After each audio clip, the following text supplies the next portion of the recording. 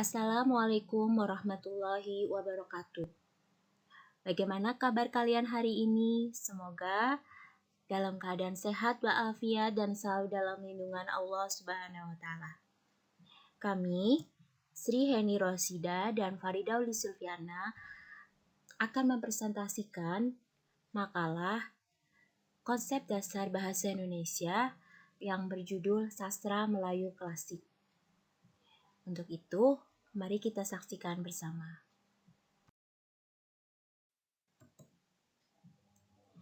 Sebelumnya, kita harus tahu dulu pengertian dari sastra. Sastra dalam bahasa Sanskerta atau sastra merupakan kata serapan dari bahasa Sanskerta sastra yang berarti teks yang mengandung instruksi atau pedoman dari kata dasarnya sas yang berarti instruksi atau ujaran. Dalam bahasa Indonesia, kata ini biasa digunakan untuk merujuk kepada kesusastraan atau sebuah jenis tulisan yang memiliki arti atau keindahan tertentu. Tetapi kata sastra bisa juga merujuk kepada semua jenis tulisan. Jadi, sastra adalah karya yang bersifat indah dan memiliki nilai ajaran yang baik. Dalam hal itu, sastra dapat dibagi menjadi sastra tertulis atau sastra lisan yang kita sebut sastra oral. Dengan kata lain, kita dapat menyimpulkan bahwa sastra Melayu klasik adalah sastra yang berbentuk lisan atau sastra Melayu yang tercipta dari suatu ujaran atau ucapan. Dengan demikian, sastra tidak hanya berhubungan dengan tulisan, akan tetapi dengan bahasa yang menjadi wahana untuk mengekspresikan pengalaman atau pemikiran tertentu. Sastra Melayu klasik sebenarnya merupakan sastra Indonesia yang dihasilkan antara tahun 1870 sampai dengan tahun 1942 yang berkembang di lingkungan masyarakat Sumatera seperti Minangkabau, Langkat, Tapanuli, dan daerah Sumatera lainnya, orang Tionghoa dan masyarakat Indo-Eropa. Catatan yang tertulis yang pertama kali ditemukan menggunakan bahasa Melayu yang kabarnya berasal dari abad 7 Masehi. Bahkan sastra tersebut tercantum pada beberapa prasasti peninggalan Kerajaan Sriwijaya di bagian selatan Sumatera dan Wangsa Sailendra di beberapa tempat di Jawa Tengah. Tulisan itu menggunakan aksara Palawa. Selanjutnya, bukti-bukti tertulis lainnya bermunculan di berbagai tempat, meskipun dokumen terbanyak kebanyakan mulai berasal di abad 18.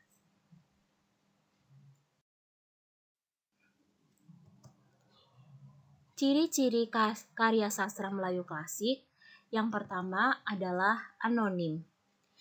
Anonim dalam artian tidak diketahui siapa pengarangnya. Ini disebabkan karena tempo dulu tidak banyak orang yang mengejar popularitas, sehingga pengarangnya lebih fokus untuk menyajikan mahakarya yang menitik beratkan pada fungsi cerita. Salah satu contohnya yaitu tentang cerita-cerita klasik seperti Hikayat Sang Tuah, Hikayat Raja Indra, Hikayat Indra Bangsawan, Hikayat Malin Demam, dan yang lainnya. Ciri yang kedua yaitu bertema istana sentris. Artinya, jenis ceritanya ini berlatar belakang istana. Tokohnya biasanya raja atau pangeran yang sakti dan kisahnya mengenai percintaan dan akhir ceritanya selalu bahagia. Ciri yang ketiga yaitu bernilai budaya lokal. Ciri yang ini karya sastra klasik adalah penciptaan karya sastra mengandung budaya lokal, sehingga dari cerita karya sastra Melayu klasik pembaca bisa mendapat gambaran moral masyarakat yang hidup pada zaman dahulu. Ciri yang keempat, disebar secara lisan. Jadi zaman dahulu masyarakat Melayu dulu berbeda dengan masyarakat modern sekarang. Karena penyebaran cerita secara lisan itu lebih efektif dan lebih mempererat tersebarnya cerita dibandingkan dengan media tulisan. Selain itu, melalui budaya lisan, masyarakat juga mampu lebih intens memberikan nilai-nilai positif dan terdapat di dalam cerita sehingga pesan moral yang terdapat di dalamnya akan sampai kepada pendengar lebih cepat dan efektif. Ciri yang kelima adalah didaktis. Didaktis ini merupakan arti dari bahwa cerita sastra Melayu klasik ini memberikan pesan mendidik kepada masyarakat baik secara moral maupun pesan keagamaan atau religius. Ciri yang keenam adalah tradisional. Jadi masyarakat zaman dahulu itu lebih mempertahankan kebiasaan masyarakat zaman dahulu yang berupa adat istiadat. Ciri yang ketujuh yaitu klasik imitatif. Artinya bersifat tiruan atau kebiasaan tiru-meniru yang secara turun-menurun. Yang kedelapan adalah universal, yang artinya adalah menyeluruh. Jadi, cerita sastra Melayu klasik ini dapat berlaku di mana saja, kapan saja, dan oleh siapa saja.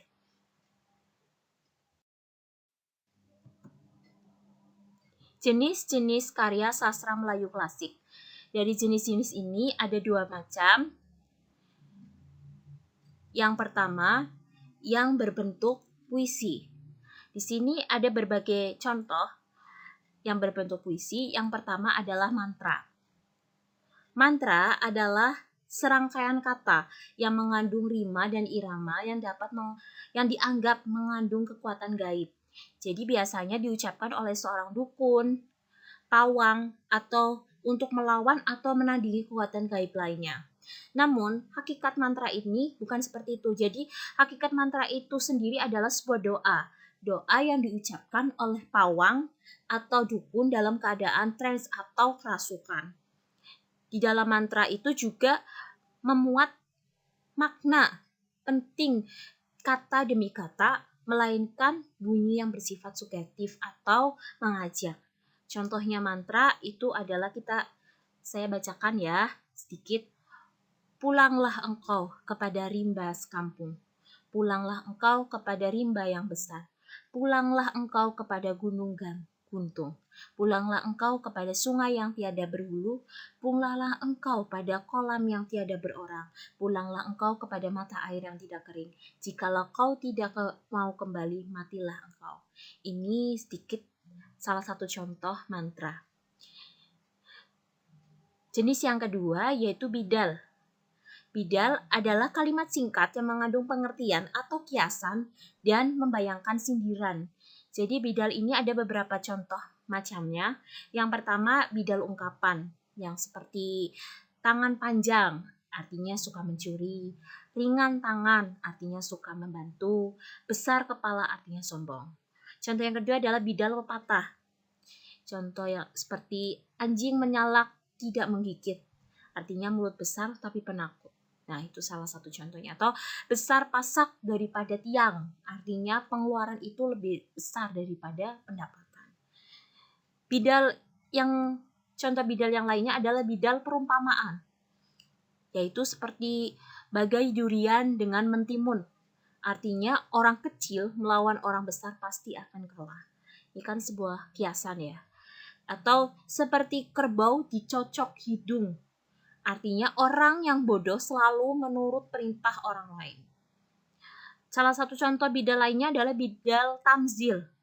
Seperti ada ubi, ada talas. Ada budi, ada balas. Nah, seperti itu.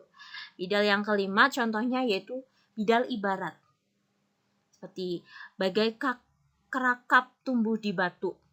Hidup segan mati tak hendak. Ibarat bunga segar dipakai lalu layu dibuang. Itu contohnya. Contoh yang bidal yang lainnya yaitu bidal kata arif. Seperti senangkanlah hatimu dengan menyenangkan hati orang lain. Bidal yang 7, contoh bidal yang 7 yaitu bidal pameo. Atau kita contohnya adalah sekali merdeka tetap merdeka. Nah, itu salah satu contoh dari jenis sastra Melayu klasik yang berbentuk puisi yaitu bidal. Jenis yang ketiga yaitu talibun. Talibun adalah sejenis puisi lama seperti pantun yang mempunyai sampiran dan isi, tetapi lebih dari 4 baris atau mulai dari 6 baris hingga 20 baris. berirama ABC, ABC, ABCD, ABCD, ABCDE, ABCDE, dan seterusnya.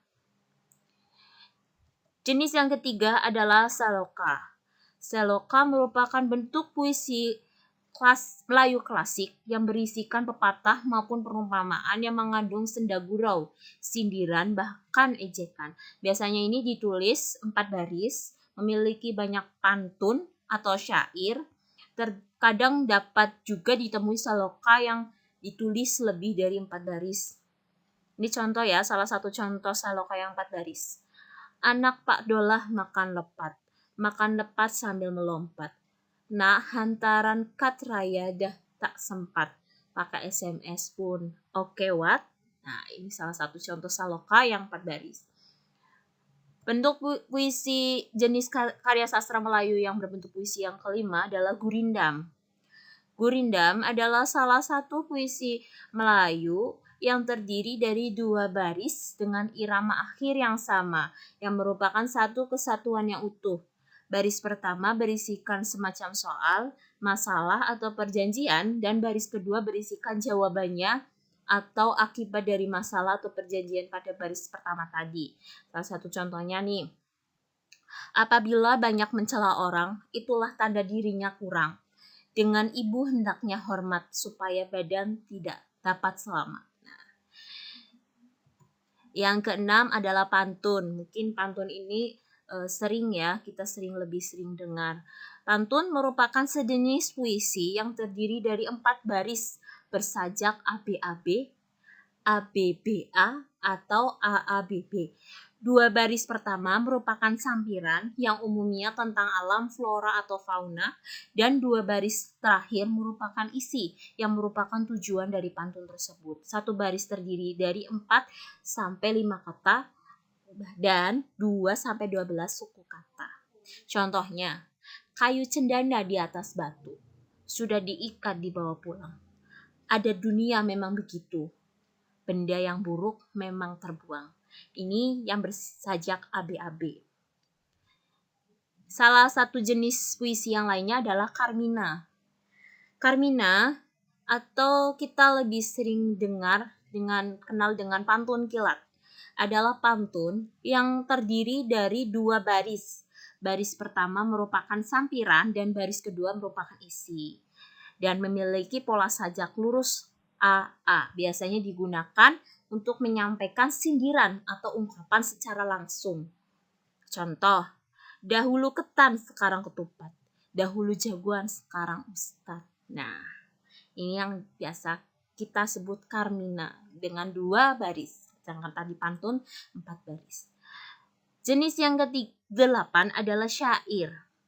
Syair adalah puisi atau karangan dalam bentuk terikat yang mementingkan irama sajak. Biasanya terdiri dari 4 baris berirama AAA, dan keempat baris tersebut mengandung arti atau maksud penyair. Atau dengan kata lain, pada pantun 2 baris terakhir yang mengandung maksud. Syair berasal dari Arab. Dan yang ke-9 adalah stanza. Stanza adalah sajak 8 seuntai yang setiap baitnya terdiri atas 8 buah kalimat. Stanza disebut juga oktav.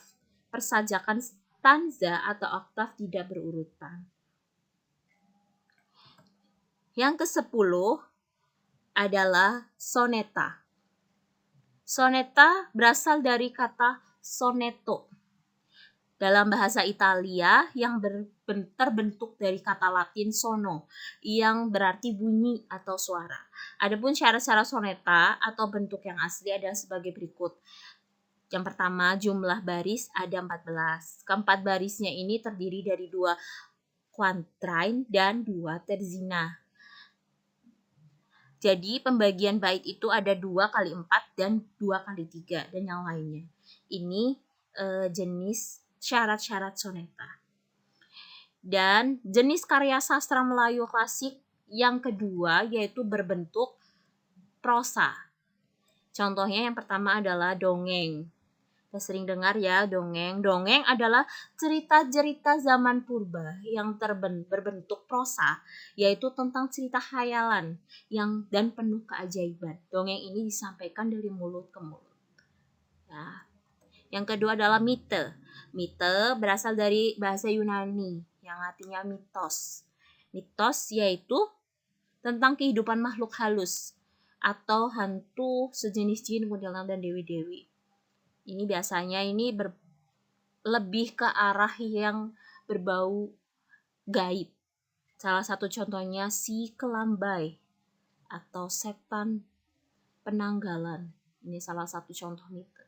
Yang ketiga adalah fabel. Fabel adalah dongeng yang menceritakan binatang yang hidup sebagai manusia, berbuat dan berbicara seperti binatang. Biasanya ini fabel ini dongeng yang tokohnya itu adalah binatang. Ya, seperti si kancil atau gagak yang baik hati gitu. Salah satu contoh dari fabel. Yang keempat adalah legenda. Legenda adalah dongeng yang berisikan tentang cerita terjadinya nama-nama tempat, gunung, sungai, danau, dan lainnya. Misalnya, legenda Gunung Tangkupan Perahu, legenda terjadinya Danau Toba, atau yang lainnya. Yang kelima adalah sage. Sage adalah dongeng yang mengandung unsur sejarah. Contohnya adalah Hang Tuah Joko Tingkir, dan itu salah satu contoh dari sage. Yang keenam adalah hikayat. Hikayat ini berasal dari bahasa Arab ya, yang berarti adalah cerita. Hikayat ini mirip dengan dongeng, penuh khayalan, isinya juga tentang sekitaran istana. Oleh karena itu dapat disebut juga dengan dongeng istana. Pelaku dalam hikayat ini biasanya adalah raja, permaisuri, putra raja yang gagah berani, atau putrinya yang cantik jelita. Salah satu hikayat Melayu yang lain adalah hikayat Hang Tuah atau hikayat Hang Tuah atau hikayat yang lainnya. Yang ketujuh adalah sejarah atau silsilah. Jadi penulis sejarah dalam sastra lama ialah pegawai istana yang berisikan tentang asal-usul raja dan kejadian-kejadian penting yang mengandung dalam adat istiadat. Contohnya adalah sejarah Melayu, konon dikarang oleh Tun Sri Lanang atau hikayat raja yang dikarang oleh Raja Pasai, silsilah Bugis atau sejarah Danau Maninjau. Ini salah satu contoh dari sejarah atau silsilah.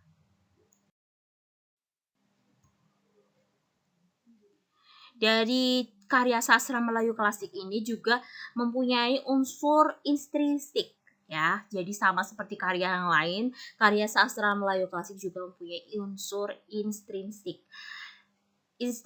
Unsur yang pertama adalah tema.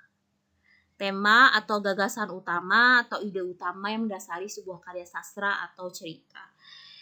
Kayak di sastra Melayu klasik pada umumnya tema dianggap adalah berkisar antara istana dan kerajaan, namun terkadang tema lainnya sering masuk dalam cerita. Yang kedua adalah tokoh dan penokohan. Tokoh dan penokohan yang terdapat dalam karya sastra Melayu klasik berkisar binatang yang berbudi pekerti, tentang pangeran, anak miskin yang menjadi raja, dan cerita lainnya dianggap mampu mewakili sifat dan ciri manusia pada zaman dahulu. Yang ketujuh adalah latar. Latar ini keterangan mengenai ruang, waktu, serta suasana terjadinya peristiwa-peristiwa di dalam suatu karya sastra. Atau karya sastra meliputi ruang, waktu, dan suasana terjadi pada peristiwa di dalam karya sastra tersebut. Yang keempat adalah alur. Alur adalah struktur rangkaian kejadian dalam sebuah cerita yang disusun secara kronologis. Atau definisi alur ini adalah merupakan rangkaian cerita sejak awal hingga akhir. Yang kelima adalah sudut pandang. Sudut pandang adalah cara pengarang menempatkan dirinya terhadap cerita atau sudut pandang pengarang memandang ceritanya. Salah satu contoh sudut pandang itu ada sudut pandang orang pertama, yaitu sudut pandang ini biasanya menggunakan kata ganti aku, saya, dan lain-lain.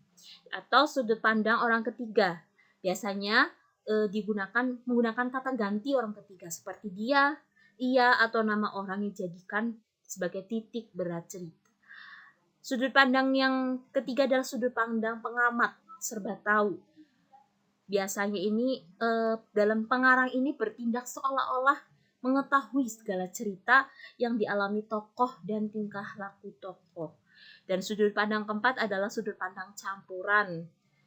Ya, yang biasanya pengamat ini mula-mula menggunakan sudut pandang orang pertama, selanjutnya serba tahu atau bagian akhir kembali kepada orang pertama. Jadi campur. Yang keenam adalah amanat. Semua cerita itu pasti punya amanat ya. Amanat merupakan pesan moral yang berisi pelajaran dan buah pikir yang hendak disampaikan pengarang lewat karya sastra. Amanat itu bisa bercerita secara langsung atau pula implisit atau secara tidak langsung lewat dialog, tokoh, unsur dan atau unsur-unsur lain dalam contoh karya sastra Melayu klasik. Dan presentasi kami kali ini semoga apa yang telah disampaikan ini dapat bermanfaat untuk kita semua. Dan kami selaku presenter atau pemakalah pada hari ini mengucapkan banyak permintaan maaf apabila pembuatan makalah maupun video kami kali ini ada yang kurang atau kurang berkenan di hati teman-teman semuanya. Demikian kami ucapkan wassalamualaikum warahmatullahi wabarakatuh.